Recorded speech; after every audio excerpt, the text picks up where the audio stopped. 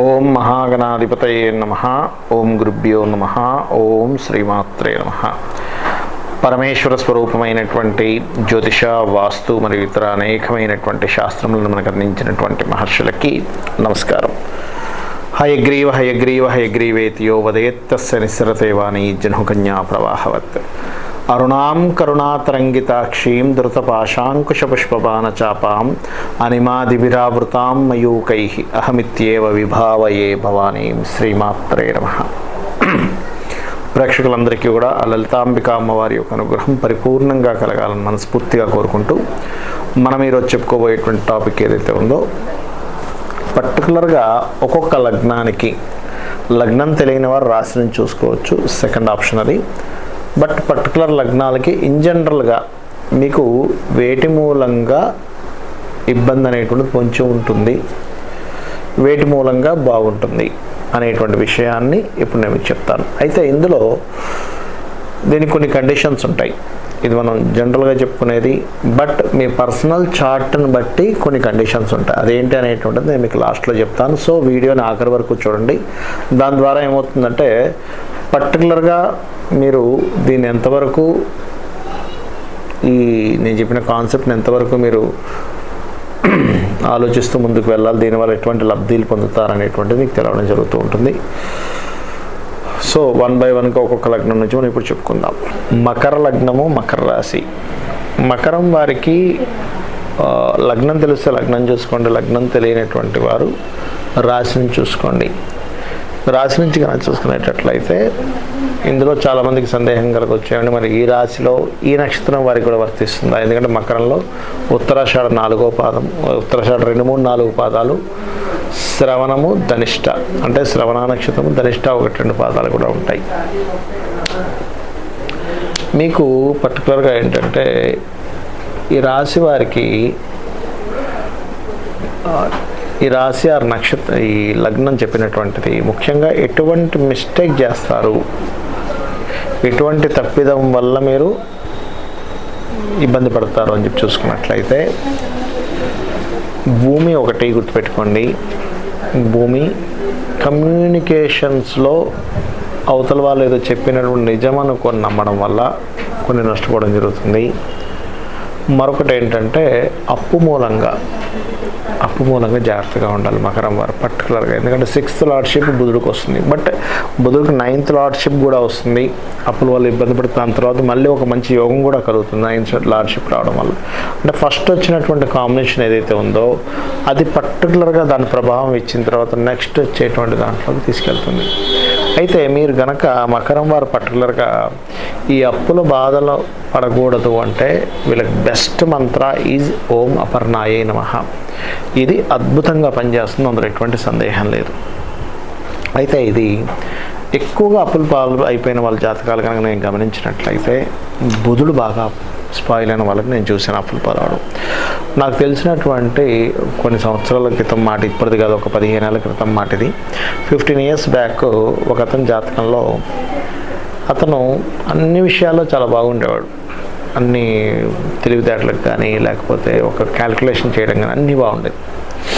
బుధుడు స్పాయిల్ అయ్యాడు అతని జాతకంలో. సరిగ్గా బుధుడు అంతర్దశ జస్ట్ ఒక 2.5-3 సంవత్సరాల దగ్గర వచ్చింది. ఆ టైంలో అతను తీసుకున్నటువంటి చిన్న ఇదేంటంటే తప్పుడు నిర్ణయం ఏంటంటే, ఒక బిజినెస్ పెట్టడం కోసం తీసుకున్న అప్పు. అప్పటి వరకు అతనికి ఎటువంటి ఇబ్బంది లేదు. ఆ చిన్న అప్పు తీసుకున్న తర్వాత ఆ ఒక్క దాంతో అతను వేసుకున్న మిస్క్యాలిక్యులేషన్ అయింది. అక్కడ ఎప్పుడు జీవితంలో ఎప్పుడు మిస్క్యాలిక్యులేషన్ చేయలేదు, అక్కడ అయింది. ఆ అప్పు కాస్త ఇంకొక అప్పుగా ఆఖరికి ఇతను ఏదైతే ఓన్ బిజినెస్ ఏదైతే ప్రజెంట్ నడిపిస్తున్నట్టు అతనికి ఏదైతే బిజినెస్ ఉండేదో దాన్ని కూడా అమ్మేసి అప్పు తీర్చాల్సిన పరిస్థితి వచ్చింది. ఈ విషయం నేను మీకు ఎందుకు చెప్తున్నానంటే, సహజంగానే మకర లగ్నానికి లగ్నాధిపతి ద్వితీయాధిపతి ఒక్కడే అవుతాడు. అంటే అతని ధనం ఒకటే. అంటే అతను ఎప్పుడూ కూడా కాపాడుతున్నటువంటిది అతని కుటుంబ సభ్యులు, అతని మనీ అతను ఎప్పుడూ సేవ్ చేస్తూ ఉంటుంది. అంటే అతని యొక్క కుటుంబ సభ్యులు మరియు అతని యొక్క ధనము అతను సేవ్ చేస్తుంటుంది. ఎంతసేపు ఎప్పటి వరకు సేవ్ చేస్తుంది? ఈ బుధుడు బాగున్నంతసేపు, ఈ శని బాగున్నంతసేపు బాగుంటుంది ఇతనికి. అంటే చాలామంది జాతకాల్లో ఏమవుతుంటుందంటే శని బుధుడు ఇద్దరూ పోయారు మకర లగ్నానికి, అప్పుడు వాళ్ళకి సరైన వృత్తి లేకపోవడం కానీ, అంటే శని బుధుడు ఇద్దరూ కనుక పాడైతే సరైన ధనం రాకపోవడం జరుగుతూ ఉంటుంది.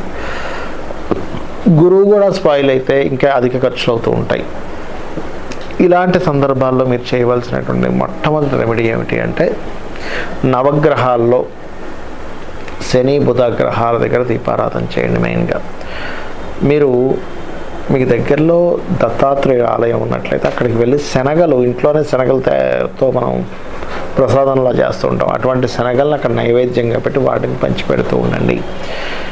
చాలా తీవ్రంగా ఖర్చులు ఉన్నాయండి, నేను బయటపడలేకపోతున్నాను అనుకునే వారికి ఇంకా గొప్ప రెమెడీ ఏమిటంటే, ఒక 40 రోజుల పాటు దీక్షలా తీసుకొని మీకు దగ్గరలో ఏదైనా గోశాల ఉన్నట్లయితే గోశాలకు వెళ్ళి అక్కడ కూర్చొని వాటికి ఏదైనా అరటిపండు లాంటివి తినిపించి, అరటిపండు కదా అరటికాయ లాంటివి తినిపించి అక్కడే కూర్చొని మీరు మెడిటేషన్ లాగో, లేకపోతే గురు చరిత్రో, లేకపోతే జయ గురుదత్త, శ్రీ గురుదత్త అనే నామస్మరణం, లేకపోతే కొంతమందికి ఓం నమ శివాయ కానీ ఓం నమో నారాయణాయ అనేటువంటి నామస్మరణ చేయాలనిపిస్తుంది. ఇవి చేస్తూ ఫస్ట్ ఆఫ్ ఆల్ పర్టికులర్గా అంటే ధనం సంబంధించిన విషయంలోనే ఇబ్బంది ఎక్కువగా పడుతున్నట్లయితే ఓం సంపత్కరీ సమారూఢ సింధుర వ్రజ సేవితాయే నమః అనేటువంటి నామస్మరణ మిమ్మల్ని ఈ అప్పుల బాధల నుంచి బయటపడేస్తుంది. వీడియోని నేను ఎండింగ్ వరకు చూడమన్నది ఎందుకు అనేది ఇప్పుడు చెప్తాను మీకు. ప్రతి జాతకానికి కొన్ని కండిషన్స్ ఉంటాయి. ఇప్పుడు మేషలగ్నం నుంచి మీనలగ్నం వరకు మనం ఒక్కొక్కటి చెప్తూ వస్తున్నాం. అందులో పర్టికులర్గా మీరు అర్థం చేసుకోవాల్సింది ఏంటంటే, ఇప్పుడు మనం చెప్పుకున్న టాపిక్ ఏదైతే ఉందో అది పర్టికులర్గా మనము కర్మ, అంటే ఒక కర్మ పర్పస్ మీద ఈ భూమి మీదకి వచ్చాము, దాన్ని ఏ రకంగా మనం అవాయిడ్ చేయగలము, దాని నుంచి ఏ రకంగా తప్పించుకోగలము, దాన్ని ఏ రకంగా నల్లిఫై చేసుకోగలము, అంటే ఏ దేవత ఆరాధన చేసుకుని నల్లిఫై చేసుకోగలము అనేది చెప్పానండి మీకు. అయితే ఇందులో ఇది ఖచ్చితంగా మీకు జరగాలి అంటే ఇప్పుడు నేను చెప్పినటువంటిది ఏదైతే ఉందో దాని నుంచి మీరు బయటపడాలి అంటే మీరు ముఖ్యంగా చేయవలసినటువంటిది చెప్పిన రెమెడీ కంటిన్యూస్గా చేయండి, ఎన్ని ఆటంకాలు వచ్చినా. ఎందుకంటే మీరు ఏదైతే ఇప్పటివరకు మీ లగ్నం గురించి విని మీరు ఏదైతే మీరు చేద్దాం అనుకుంటారో అది చేయడం అంత సులభం కాదు. మీకు ఖచ్చితంగా అది చేసే క్రమంలో ఖచ్చితంగా మీకు ఆటంకాలు వస్తాయి. ఎవరో సడన్గా అదే సమయం ఈ రోజు నుంచి మొదలు పెడదాం అనుకునేసరికి ఏదో ఫోన్ కాల్ వస్తుంది, లేకపోతే ఇంకెవరు ఏదో జరుగుతుంది, ఫ్యామిలీలో ఏదో అడుగుతూ ఉంటుంది. ఎందుకు అంటే మిమ్మల్ని అంత ఈజీగా కర్మ వదిలిపెట్టకుండా ఏదో రూపంలో అది అనుభవించేలా చేస్తూ ఉంటుంది. కాబట్టి ఖచ్చితంగా మీరు ఏం చేయాలంటే సంకల్పం తీసుకోవాలి. ఎట్టి పరిస్థితుల్లో కొంతమందికి నేను చూశాను అదే రోజు అనారోగ్యం చేయడం, జ్వరం రావడం, కడుపు నొప్పి రావడం, ఇంకేటో ఊరెళ్ళాల్సి రావడం, అంటే ఏదో కారణం చేతది ఆపుతూ ఉంటుంది. కాబట్టి ఫస్ట్ ఎటువంటి సిచ్యువేషన్స్ ఉన్నా కూడా మీరు కంటిన్యూస్గా రెమెడీ చేయడం ఆపకండి. రెండవది, మీరు చేసే రెమెడీ ఎవరికి కూడా నేను దీనికోసం చేస్తున్నానని చెప్పని, ఈ సంకల్పం కోసం చేస్తున్నాను అనేటువంటి చెప్పకండి. చేస్తున్నానని చెప్పండి కానీ ఏ సంకల్పం కోసం చేస్తున్నానని చెప్పకండి. నేను రోజు ఇప్పుడు ఉదాహరణకు సూర్య నమస్కారాలు చెప్పాను, రోజు సూర్య నమస్కారాలు చేసుకోమని చెప్పాను, నేను చేసుకుంటున్నాను, నాకు బాగుంది. లేదా ఇంకోటి, కొంతమందికి లలితా సహస్రనామాల్లో కొన్ని మంత్రాలు, లేకపోతే కొంతమందికి వారాహి అమ్మవారిని, ఇట్లా రకరకాలు చెప్పున్నాను. నేను అనేది ఏంటంటే నేను పర్టికులర్గా నా సంకల్పం ఇది, ఈ సంకల్పం కోసం చేస్తున్నా అనేది మాత్రం ఎవరికి రివీల్ చేయకండి. ఎందుకంటే ఏదైనా ఒక విషయం గుర్తుపెట్టుకోండి, ఏదైనా ఒక విషయం కనుక మీరు రివీల్ చేశారంటే అది అయ్యే ఛాన్సెస్ తగ్గిపోతాయి. గుర్తుపెట్టుకోండి, అది ఏదైతే అవ్వాలో ఆ ఛాన్సెస్ పూర్తిగా తగ్గిపోతుంది. బికాజ్ ఆఫ్ మీ మిత్రులు ఉండొచ్చు, మీ శత్రువులు ఉండొచ్చు. మీ శత్రువులు మీరు అలా అవ్వకూడదని కోరుకునే వాళ్ళు ఉంటారు, మీరు బయటపడకూడదని కోరుకునే వాళ్ళు ఉంటారు. కష్టాల్లో ఉన్న వాళ్ళు కూడా బయటపడకూడదని కోరుకునే శత్రువులు ఉంటారు, గుర్తుపెట్టుకోండి.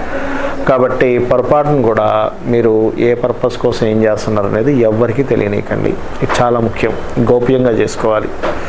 మూడోది, ఇప్పుడు నేను చెప్పిన రెమెడీస్ కొన్ని టెంపుల్స్కి వెళ్ళే ఉంటాయి, కొన్ని గోశాలకు వెళ్ళే ఉంటాయి. కొన్ని దేశాల్లో కొన్ని ప్రాంతాల్లో ఆలయాలు ఉండకపోవచ్చు, గోశాలు ఉండకపోవచ్చు. అలాంటి సందర్భంలో ఇంట్లోనే చక్కగా పటం పెట్టుకొని అదే ఆలయానికి వెళ్ళినటువంటి దాన్ని ఏదైతే ఆలయానికి వెళ్ళి రాయితీ ప్రదక్షిణ చేసుకొని పూజ చేసుకుంటారో అలాగే ఇంట్లో చేసుకోవచ్చు, అందులో ఎటువంటి దోషం లేదు. కానీ గోశాలకు మరి ఎలాగండి అన్నప్పుడు, మీరు వేరే కంట్రీస్లో ఉన్న ఇండియాలో మీ వాళ్ళు ఉంటారు.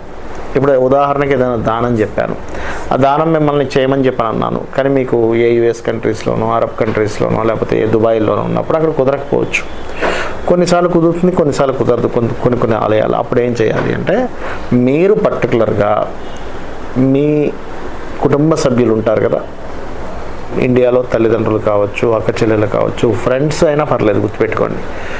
వారి చేత మీకు ఏదైతే దానం చెప్పానో దాన్ని, లేదా గోసేవకు చెప్పాను, వారి చేత చేయించండి.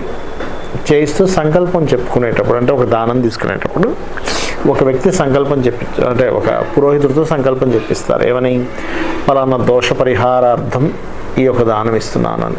అది చెప్పేటప్పుడు మీరు వీడియో కాల్లో ఉండండి. వీడియో కాల్లో ఉండి మీరు కూడా చూస్తూ ఆ దానం సంకల్పం చెప్పించుకొని దానం ఇచ్చేది కానీ చూసినట్లయితే, మీ సంకల్పం మీ యొక్క పేరు మీద, మీరు ఏ పర్పస్ మీద దానం ఇస్తున్నారో దాని మీద ఇస్తున్నారు కాబట్టి ఖచ్చితంగా మీకు ఆ పుణ్యం అనేటువంటిది రావడం జరుగుతుంది. ఇక 4వ పాయింట్, ఏవి పడితే అవి గోవుకు తినిపించకండి దయచేసి. చాలామంది ఏం చేస్తారంటే, దానం ఇవ్వమన్నది కాస్త గోవుకు తినిపిస్తారు, గోవుకు తినిపించమన్నది ఇంకోటి ఏదో చేస్తూ ఉంటారు.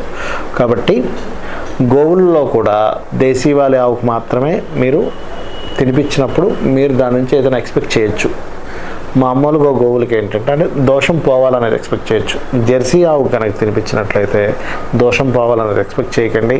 ఒక ప్రాణికి ఫుడ్ పెట్టామనే ఒక పుణ్యం వస్తుంది, ఒక ఆకలి తీర్చామనే సంతృప్తి వస్తుంది అనేటువంటి దాంతో మాత్రమే ఎక్స్పెక్ట్ చేయండి. బికాజ్ ఆఫ్ జెర్సీ ఆవుకి ఎనర్జీస్ ఉండవు, ఆ పవర్ ఉండదు. సో ఖచ్చితంగా మీరు దేశీ వాళ్ళ ఆవుకే తినిపించండి. జెర్సీ ఆవు కూడా పెట్టండి, కానీ ఒక ప్రాణికి ఫుడ్ పెడుతున్నాం అనే భావంతో మాత్రమే తినిపించండి. ఇవి ఖచ్చితంగా పాటించండి. అదేవిధంగా చాలామంది అడుగుతుంటారు, ఏమంటే మేము చేసేటప్పుడు నాన్ వెజిటేరియన్ తినొచ్చా, మాకు ఏలి సూటకంలో ఉన్నప్పుడు పరిస్థితి ఏమిటి, ఇవన్నీ ఏలి సూతకంలో ఉన్నప్పుడు 11 days అయిపోతే కనుక నో నీడ్ టు వరీ. స్త్రీలు ఏదైనా సరే ఉదాహరణకి ఆ 5 days ఉన్నప్పుడు మనసులో ధ్యానం చేసుకోవచ్చు, నో నీడ్ టు వరీ. అదేవిధంగా నాన్ వెజిటేరియన్ అలవాటు ఉన్న వాళ్ళు పొద్దున్న దానం ఇచ్చేసారు, మధ్యాహ్నం తినొచ్చు, కానీ తిన్న తర్వాత మాత్రం దానం ఇవ్వకండి దయచేసి. సో ఇవి పాటించండి. ఖచ్చితంగా మీకు ఆ యొక్క అమ్మవారి అనుగ్రహంతో పరిపూర్ణమైనటువంటి విజయాన్ని మీరు సాధించాలని మనస్ఫూర్తి కోరుకుంటూ, శ్రీమాత్రే నమః.